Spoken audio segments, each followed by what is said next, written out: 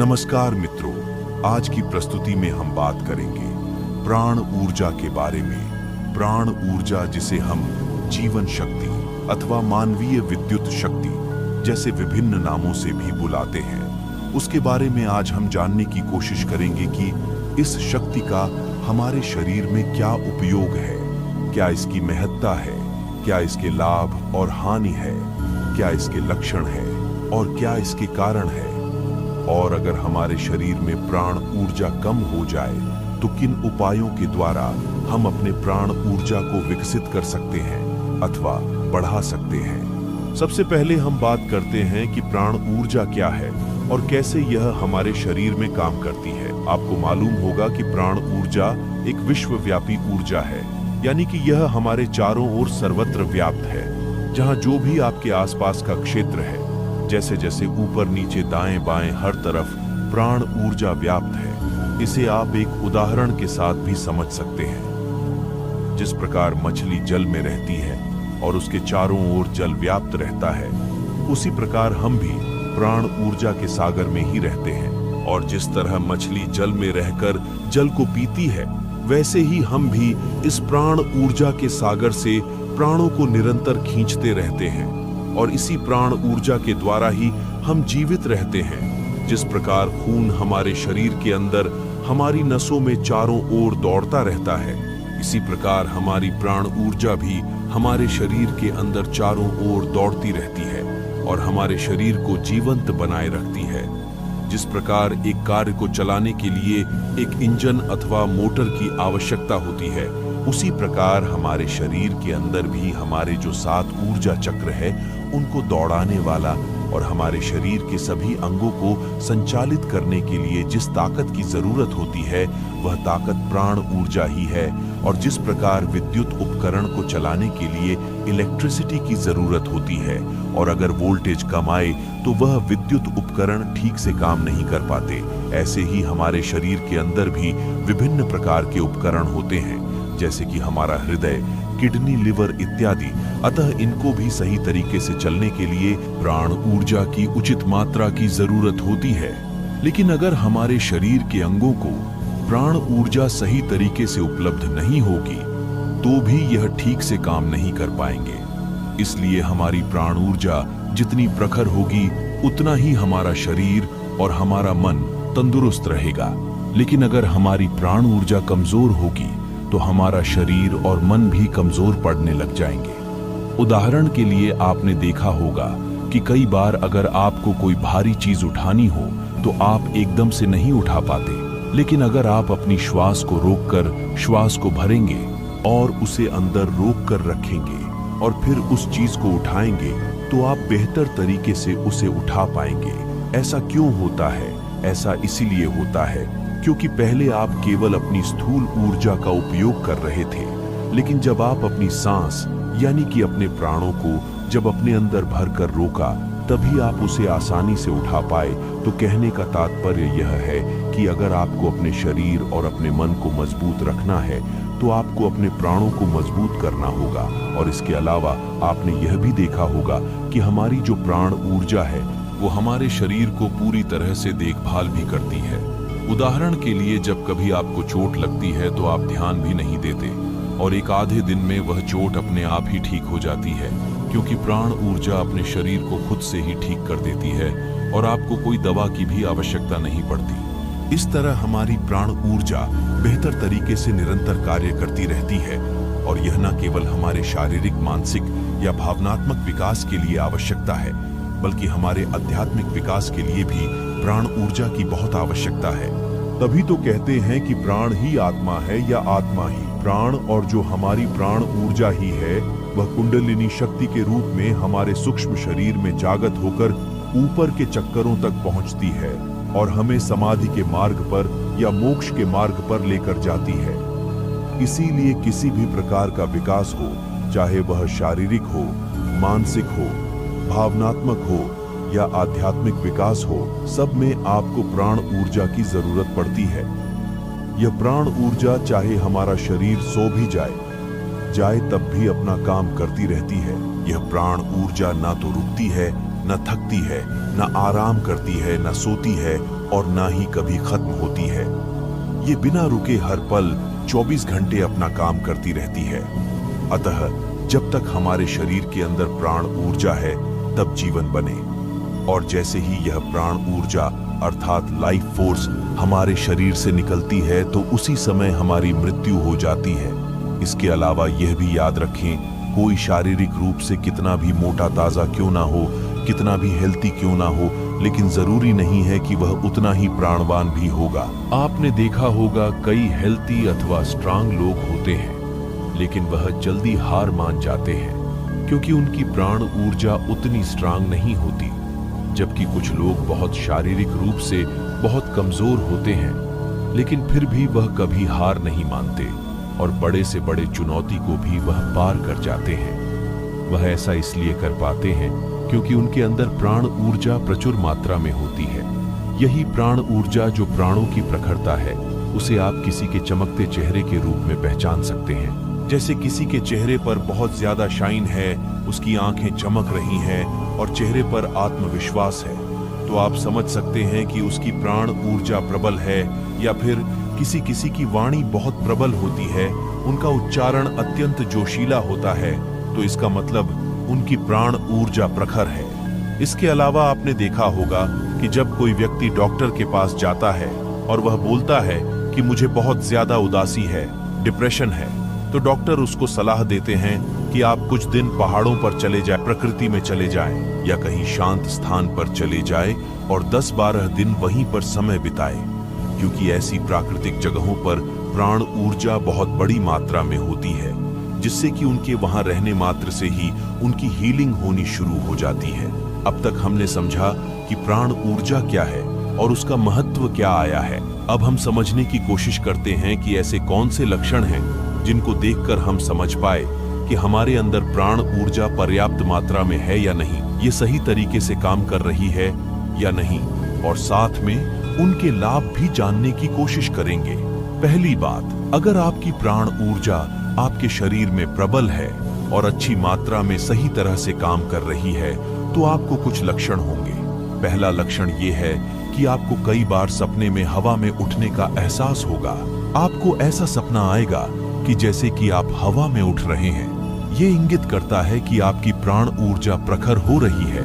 इसके अलावा कई बार आप ध्यान में बैठे होंगे और ध्यान में बैठने के दौरान आपको अचानक ऐसे महसूस होगा जैसे कि आपका शरीर जमीन से ऊपर उठ चुका है और आप हवा में आ गए हैं। इसलिए ये सभी संकेत बताते हैं कि आपकी प्राण ऊर्जा प्रबल है। और भी कुछ लक्षण हैं, जैसे मान लीजिए कि आप कहीं बैठे हैं और बहुत मधुर संगीत बज रहा है, तभी आपके पैर थिरकने लगे, तो इसका मतलब आपकी प्राण ऊर्जा अच्छी है। कई बार अचानक से सुहाना मौसम बन जाए, बारिश आने लगे, या कभी आप किसी सुंदर प्राकृतिक स्थान में चले जाएं और आपका जी मचलने लगे और आपका दिल अंदर से नाचने लगे, तो इसका मतलब आपका प्राण आंदोलित हो रहा है, जो कि अच्छा लक्षण है।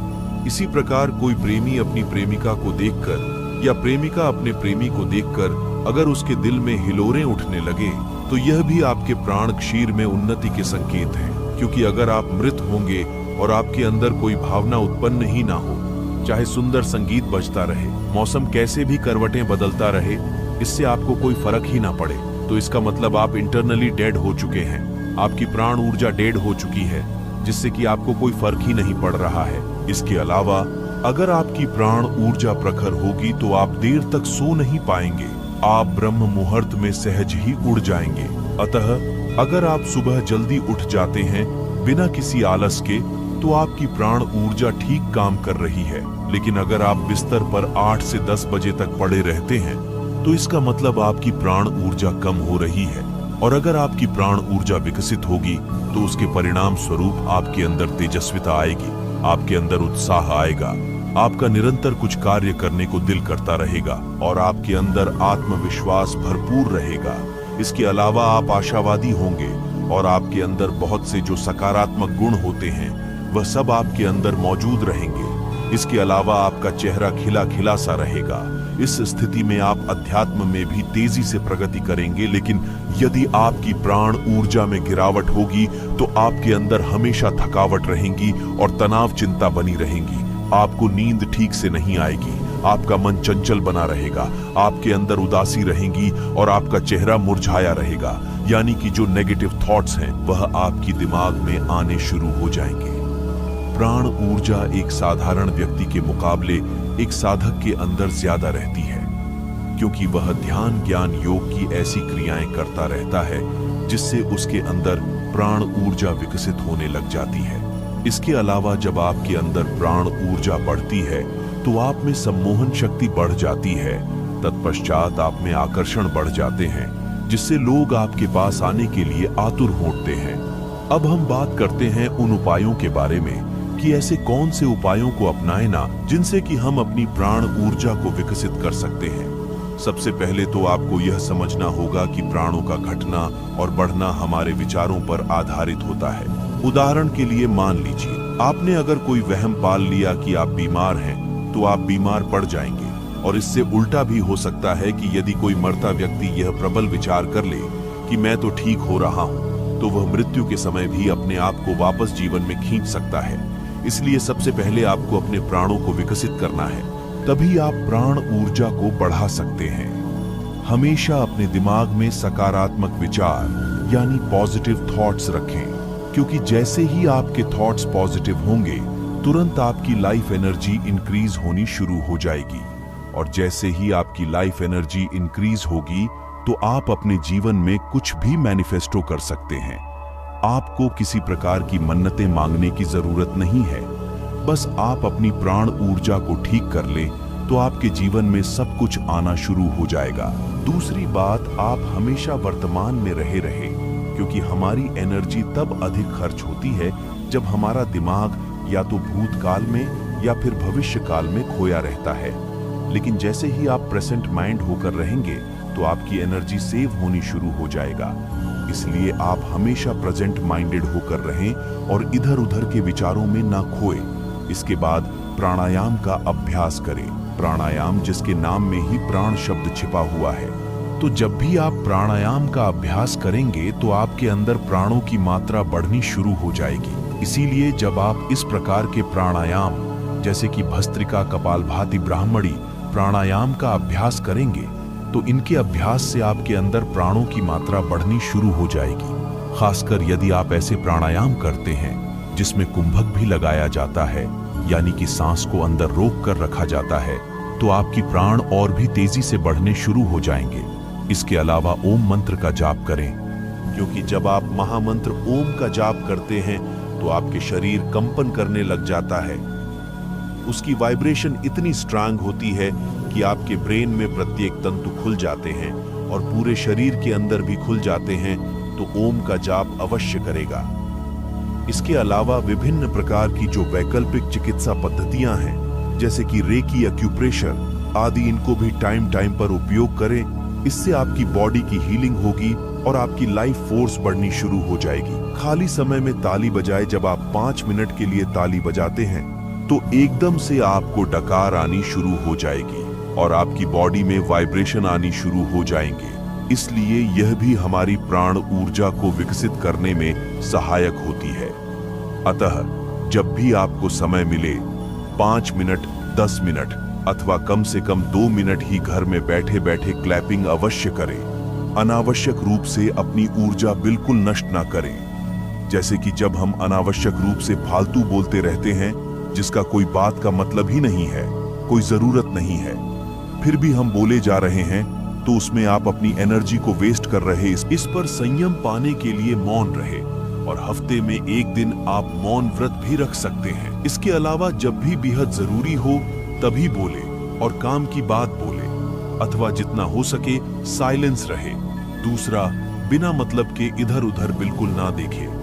कई बार क्या होता है, जब आप कहीं जा रहे होते हैं तो रास्ते में हर जगह इधर उधर आप देखते हुए जाते हैं। इसीलिए जब आप बिना कोई काम के अपनी आंखों को प्रयोग करते हैं तो इससे हमारी एनर्जी बहुत ज्यादा वेस्ट होती है। क्या आपने कभी सन्यासियों को ध्यान से देखा है? वो सिर्फ उतना ही देखते हैं जितना उन्हें आगे की जमीन नजर आती है, उससे आगे वह देखते ही नहीं। अपनी नाक की नोक पर ही वो अपनी नजर जमा कर रखते हैं, यानी कि अपनी आंखों को आधा खुला रखते हैं और आधा बंद रखते हैं। इससे उनकी एनर्जी सेव होती है और वे सालों साल तक जीते हैं। अतः जब आप बिना मतलब के इधर उधर के नहीं देखेंगे, तभी आप अपनी एनर्जी को सेव कर पाएंगे। इसके अलावा फालतू खाना मत खाएं। जितनी भूख हो उससे थोड़ा कम ही खाएं, क्योंकि हमारी ज्यादा एनर्जी तो खाने को पचाने में ही लग जाती है, जिससे प्राण ऊर्जा घट जाती है। इसीलिए कभी कभी व्रत भी रखें, यानी कि फास्ट रखें। हफ्ते में एक दिन आप ऐसा रखें कि आप सिर्फ लिक्विड डाइट लें, सिर्फ पानी पिए या जूस पिए, ताकि आपके पेट को आराम मिले। अगर आप ऐसा करते हैं तो आपकी प्राण ऊर्जा संतुलित रहती है और तेजी से इंक्रीज होती है। इसके अलावा अति सक्रियता से बचें। कुछ लोग बहुत ज्यादा हैपर होते हैं, यानी कि वह हर कार्य जल्दबाजी में करते हैं, जैसे कि दौड़ते दौड़ते जाएंगे और दौड़ते दौड़ते आएंगे, एकदम से उठ जाएंगे और एकदम से बैठ जाएंगे। हर वक्त वह फास्ट मूवमेंट में ही रहते हैं, तो इससे भी हमारी एनर्जी बहुत वेस्ट होती है। इसीलिए थोड़ा रिलैक्स रहें और अपनी गति को धीमा रखें। कोई भी कार्य करें तो शांतिपूर्वक करें, क्योंकि जितना ही आप शांतिपूर्वक कार्य करेंगे, उतना ही आपके अंदर प्राण ऊर्जा की बढ़ोतरी होगी। इसके अलावा जब भी आप बैठे तो झुककर मत बैठे हमेशा अपनी रीढ़ को सीधा रखकर बैठे, क्योंकि जब आप झुककर बैठते हैं तो रीढ़ की हड्डी मुड़ जाती है, जिससे कभी कभी अब दर्द का अनुभव होता है। इस अवस्था में प्राण ऊर्जा तेजी से घटने लगती है। इसीलिए जब आप सीधा बैठते हैं तो आपकी बीमारियां खत्म हो जाएंगी और आपकी प्राण ऊर्जा बढ़ने लगेगी। अति कामुकता से भी बचें, क्योंकि जब आप बहुत ज्यादा काम वासना के विचारों में लिप्त रहेंगे तो आपकी एनर्जी लीक होती रहेंगी। इसीलिए ब्रह्मचर्य का पालन करें। आप खुद को जितना हो सके उतना काम वासना को कंट्रोल करके रखें। इसके अलावा उथली सांस कभी मत लें। जनरली हम बहुत ज्यादा ऊपर सांस लेते हैं और फास्ट ब्रीथिंग करते हैं, जिससे प्राण ऊर्जा सही से प्राप्त नहीं हो पाती। अतः डीप ब्रीदिंग करें, क्योंकि जब आप डीप और मेडिटेशन ब्रीदिंग करेंगे तो आपकी प्राण ऊर्जा अच्छी तरह से आपके शरीर में प्रवेश करेंगे। हमेशा पॉजिटिव लोगों के साथ रहे और नेगेटिव माइंड लोगों से दूरी बनाकर रखें। हर दिन प्रातःकाल देव स्थानों पर जाए, क्योंकि वहां पर प्राण ऊर्जा और सकारात्मक ऊर्जा बहुत बड़ी मात्रा में होती है। इसीलिए वहां पर जाकर कुछ टाइम बैठे और सूर्य स्नान करें। इसके बाद व्यायाम करें, कुछ गेम्स खेलें, स्विमिंग करें और नशा बिल्कुल ना करें। जब आप किसी भी प्रकार का नशा करते हैं तो आपकी लाइफ फोर्स डीप होने लगती है, तो उन चीजों से बचें। और सबसे अंतिम बात कि आप अपने अस्तित्व से जुड़े। अस्तित्व से जुड़ने का मतलब ये है कि जैसे अगर आप बंद बल्ब को विद्युत से जोड़ते हैं, बल्ब एकदम से जल पड़ता है। ऐसे ही यदि आप अपने आप को अपने अस्तित्व से जोड़ेंगे तो आपके अंदर भी प्रकाश उत्पन्न हो जाएगा, क्योंकि हमें जितनी भी प्राण ऊर्जा मिलती है वह हमें अस्तित्व से ही प्राप्त होती है। अतः अस्तित्व से प्राण ऊर्जा को प्राप्त करने के लिए अपने हृदय में प्रेम को बसाया एकाग्रता का अभ्यास करें और ध्यान की विधियों का भी अभ्यास करें, जिससे कि आप अपने अंदर प्राण ऊर्जा को विकसित कर सकें। और याद रखें, मन का नियंत्रण करना ही प्राण का नियंत्रण है। मित्रों, बहुत उम्मीद करता हूं कि आज की प्रस्तुति आपको अच्छे से समझ में आई होगी।